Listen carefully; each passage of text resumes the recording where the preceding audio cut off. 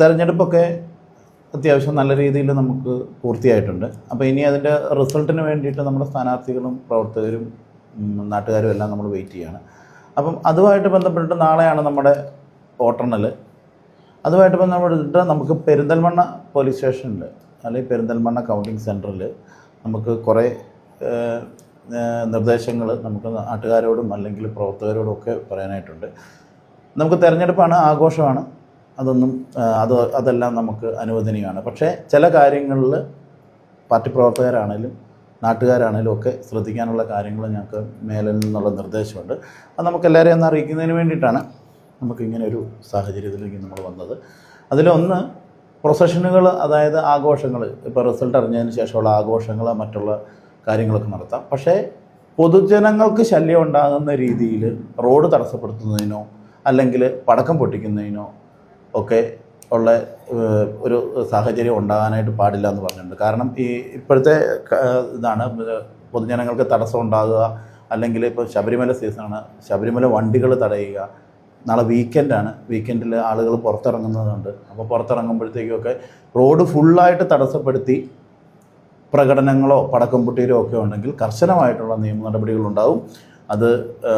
അതിലിപ്പം ആർക്കെങ്കിലും പരിക്കോ മറ്റുള്ള കാര്യങ്ങളോ ഉണ്ടെങ്കിൽ നോൺ ബെയിലബിൾ ആയിട്ടുള്ള തന്നെ കേസുകളുണ്ടാവും. അതിന് പിന്നെ ഇതിൻ്റെ ഭാഗമായിട്ട് നടന്നതാണ് എന്ന് പറഞ്ഞിട്ട് കാര്യമില്ല. നിയമപരമായിട്ടുള്ള നടപടികളുമായിട്ട് മുന്നോട്ട് പോയി കഴിഞ്ഞ് കഴിഞ്ഞാൽ അത് ബുദ്ധിമുട്ടാകും. അല്ലാത്ത ആഘോഷങ്ങൾക്കൊന്നും നമുക്ക് വേറെ പ്രശ്നങ്ങളില്ല. അതുപോലെ തന്നെ മൈക്ക് ഉപയോഗിക്കുക, വലിയ വലിയ DJകളൊക്കെ ഉപയോഗിക്കുക, അല്ലെങ്കിൽ അങ്ങനെയുള്ള സാധനങ്ങളൊക്കെ യൂസ് ചെയ്തിട്ടുള്ള ആഘോഷങ്ങളാണ് എങ്കിൽ അതിന് പെർമിഷൻ ഇല്ല എങ്കിലും അതിന് നിയമപരമായിട്ടുള്ള നടപടികൾ എടുക്കുന്നതിന് വേണ്ടിയിട്ടുള്ള നിർദ്ദേശമുണ്ട്. അപ്പം അത് നിയമപരമായിട്ടുള്ള നടപടികൾ എടുക്കുമ്പോഴത്തേക്കും അത് പിടിച്ചെടുക്കുന്ന രീതിയിൽ, അല്ലെങ്കിൽ അതിൻ്റെ ആരാണോ ഓണർമാർ അവർക്കെതിരെയുള്ള നടപടികളൊക്കെ ആയിട്ട് അത് വരും. അതുപോലെ തന്നെ ഓൾട്ടർ ചെയ്ത വെഹിക്കിൾസ്, അതുപോലെ ഒരു വണ്ടിയുടെ മേളിൽ, കാറിൻ്റെ മേളിൽ കയറിയിരുന്ന് പോവുക, ബസ്സിൻ്റെ മേളിൽ കയറിയിരുന്ന് പോവുക, ഒരു വണ്ടിയെ തന്നെ 10-20 പേര് കയറിയിട്ട് ചാടി മറിഞ്ഞ് പോവുക, അങ്ങനെയുള്ള കാര്യങ്ങൾക്കൊക്കെ കർശനമായിട്ടുള്ള നിയമ നടപടികൾ എന്തായാലും സ്വീകരിക്കുന്നതായിരിക്കും. അപ്പം ഇപ്പം അതിൻ്റെ ആഘോഷങ്ങൾക്ക് പങ്കെടുക്കുന്ന ആളുകൾ ശ്രദ്ധിക്കേണ്ടതാണ്. അപ്പം അതുപോലെ തന്നെ അങ്ങനെയുള്ള ആഘോഷങ്ങൾ സംഘടിപ്പിക്കപ്പെടുന്ന അല്ലെങ്കിൽ അതിന് നേതൃത്വം കൊടുക്കുന്ന ആൾക്കാരുടെ പേരിലും നിയമപരമായിട്ടുള്ള നടപടികളുണ്ടാകും. ആഘോഷങ്ങൾക്കൊന്നും പോലീസ് എതിരല്ല, പക്ഷേ നിയമപരമല്ലാത്ത കാര്യങ്ങൾ ചെയ്യുമ്പോഴത്തേക്കും അത് കർശനമായിട്ടുള്ള നിയമ നടപടികൾ നമ്മൾ എന്തായാലും സ്വീകരിച്ചിരിക്കും. അതുപോലെ തന്നെ ഒരുപാട് ഡ്രങ്കണായിട്ടുള്ള സ്റ്റേജുകളിൽ ആൾക്കാരുണ്ടെങ്കിൽ അവരെയൊക്കെ മാറ്റേണ്ട ഉത്തരവാദിത്വമൊക്കെ നമ്മുടെ ഈ നേതാക്കന്മാർക്കും അത് സംഘടിപ്പിക്കപ്പെടുന്ന ആൾക്കാർക്കും ആയിരിക്കും. അതുപോലെ തന്നെ റാലിയിൽ ആരൊക്കെയാണ് ഇപ്പം പ്രൊസഷനിൽ അല്ലെങ്കിൽ ആഘോഷ പരിപാടികളിൽ പങ്കെടുക്കുന്നത് എന്നുള്ളതിൻ്റെ ഒരു പൂർണ്ണ വിവരം എന്തായാലും നമ്മുടെ അതിൻ്റെ പ്രവർത്തകർക്കുണ്ടാകണം. അല്ലാതെ ഞങ്ങളുടെ ആളുകളല്ല പ്രശ്നം ഉണ്ടാക്കിയതെന്ന് പറഞ്ഞ് വരാനായിട്ട് നമുക്ക് സാധിക്കില്ല.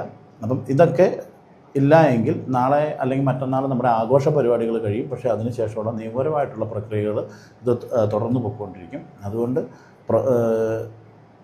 ആഘോഷങ്ങളും പ്രൊസഷൻസും ഒക്കെ വീണ്ടും പറയുന്ന ഒരു കുഴപ്പവുമില്ല.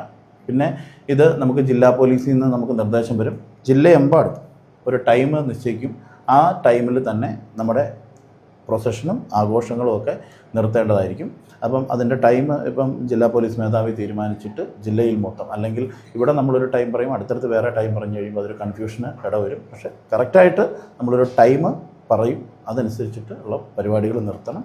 അല്ല എങ്കിൽ അതിൻ്റെ ബാക്കിയുള്ള നിയമപരമായിട്ടുള്ള കാര്യങ്ങളെല്ലാം നമ്മൾ ചെയ്യും.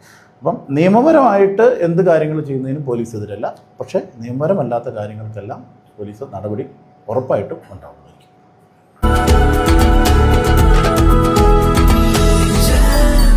Jam June Hypermarket, exceeding expectations.